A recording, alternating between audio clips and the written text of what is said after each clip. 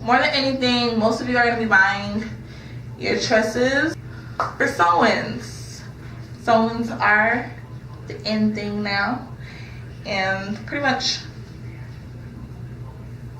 I love me a good sew-in, okay? I like it better than a wig. Even though the thing with the wig is you can take it off whenever you want to. It's much easier to take off, much shorter process. But the sew-in, I feel like it gives that good enough, depending on your stylist, gives you good enough tension to make your hair grow a little bit faster. But not so much to the point where it's ripping your hair out your scalp. But I love a good sew-in, just the feel of the sew-in in my head.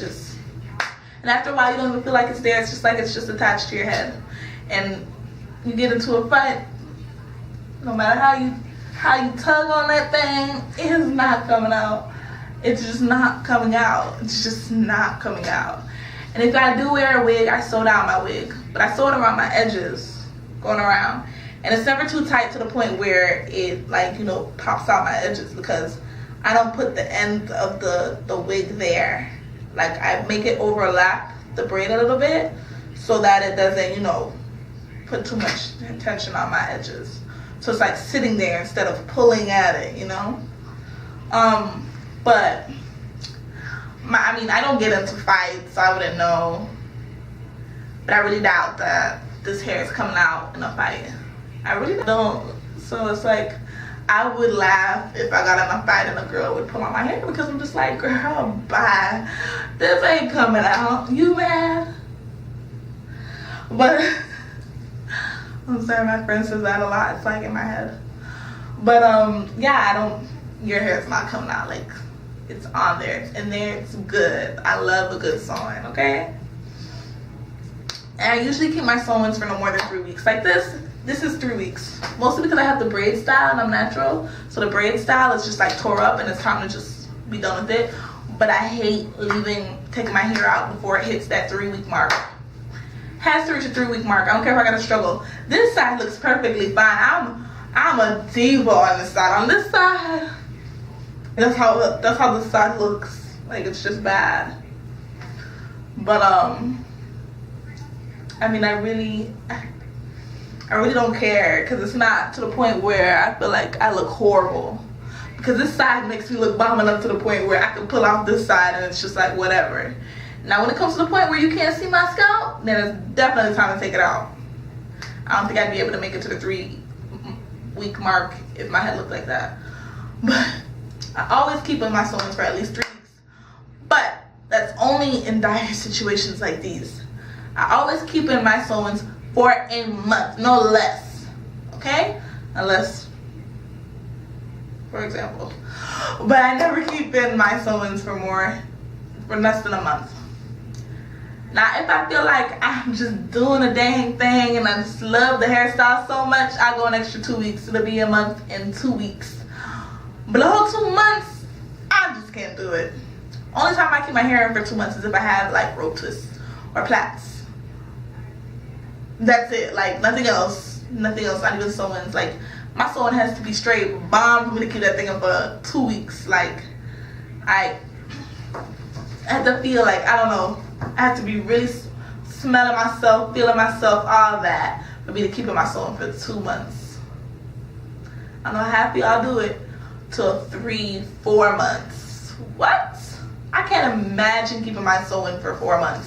I would jump off a cliff, because it's just not just because having the same hairstyle for that long, whether you curl it, do this, do that, whatever. Having the same hairstyle that long, like, I could never imagine having to do that. Like, it would break my heart. For 3-4 months. Like, I can't imagine the new growth I would have to deal with after 3 or 4 months. Oh no. And I'm natural. No ma'am. The amount of hair that's shed in that, I've seen some horror stories too. So more than anything, you do not want to keep your sew-ins in for more than 2 weeks. 3 weeks is, 2 months. 2 months. 3 months is pushing it. If you make it 3 months, okay, all right. But that day it's 3 months, please take out your hair. I've seen way too many things go wrong. Especially if you're the type of person who washes your hair a lot and you need to wash with the sewing in there, which is something I never do. If I want to wash my hair, I take out the sewing, because just the whole fact of my hair maybe not drying enough and growing mold like I saw in someone's hair before is just ridiculous. And the thought of, I don't know, it's just not being clean enough, because I don't get to get in between the braid and all this other stuff. It's just too much to think about. So I wash my hair once a month when I have my sewings in, definitely. I might wash my hair every 3 weeks when my hair is out, when my natural hair is just out and I'm just doing it with my natural hair and just being natural all month long. I'll probably just do like 3 weeks or so. But I usually, regardless if I have a sewn or not, I wash my hair once a month. Just do. And you can call it what you want, but I mean, it works for me. I don't have to wash my hair every 2 weeks, and it's, personally, I don't think me, with the kind of hair that I have, should be washing my hair every other week or every 2 weeks. Like, no. The more my hair grows is the more I don't touch it. If I don't touch my hair grows. Like, just leave it alone. I just leave it alone. I noticed very early that I tried to look at why people with perms, their hair don't grow. People with natural hair, why their hair don't grow. And people with dreads, why their hair just grows. Like, if you have dreads and your dreads don't grow, like, there's no hope in life. But I always see people's hair, it don't grow when it's just regular natural, but when it's in dreads, it grows like that. Because you're not always messing in it. You're not always washing it every 2 seconds. You're not always combing it and brushing it and doing this style and doing that style and doing this style and doing that style and putting heat in it and doing this and doing that to it. Tucking it this way, tucking it that way, changing your hairstyle every 2 weeks. Like, people just won't do that. And if they do, it's going to start thinning out. But people with healthy dreads, I've noticed that they don't really do much to their hair. When they get their hair washed, or when they decide to color their dreads, or when they want to style, like, which is every now and then, I mean, that's when they do something to it. But their hair's not constantly combed. That's why their hair is thick and nice, and they have every strand on their head that they started with, because they're not always combing it, they're not always brushing it, not always putting heat in it, because flat irons do tear out your hair, especially if you're flat ironing your hair while it's dry. Another way argan oil helps is when you're flat ironing your hair, so that it's, especially, or curling it. When you're curling it or putting the flat iron through it, it'll go through smoother, and there's not that you know, like, it's a struggle just to get the flat iron through the hair because it's dry. And that's mostly why most people with perm hair, their hair thins out, because they're using all this heat, you know, the deep conditioner after the neutralizing shampoo, wrapping it and everything. If it's not done correctly, put in the right nutrients for your hair while the wrapping's, while you're under the dryer, that could be hurting your hair.